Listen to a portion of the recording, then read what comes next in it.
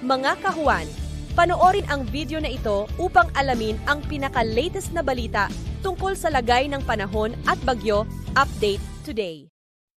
Wala naman tayong minomonitor na anumang bagyo or low pressure area sa loob at labas ng ating Philippine Area of Responsibility. Pero patuloy ang pag-iral ng northeast monsoon or amihan dito sa buong Luzon at Visayas. Samantala, itong shear line po natin, yung kaulapan na dala nito ay bahagyang lumayo dito sa ating kalupaan. Pero inaasahan pa rin po natin na may dala pa rin itong mga pag-ulan sa ilang bahagi ng Eastern Visayas at Caraga.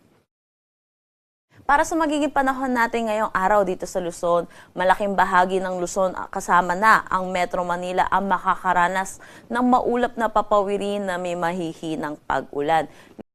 Dulot na itong shear line, inaasahan natin makakaranas ng maulap na papawirin na may mga kalat-kalat na pag-ulan dito sa may Northern Samar, Eastern Samar, Southern Leyte, Dinagat Islands at Surigao del Norte. Samantala, sa nalalabing bahagi naman ng Visayas, kasama na rin ang Palawan, dulot ng northeast monsoon, makakaranas sila ng bahagya hanggang sa maulap na papawirin na may mga isolated light rains. Sa nalalabing bahagi naman ng Mindanao, magiging maaliwalas naman ang kanilang panahon, pero asahan din po natin yung init at alinsangan, lalo na sa tanghali hanggang hapon na may mataas na tsansa ng localized thunderstorm pagdating sa hapon at sa gabi.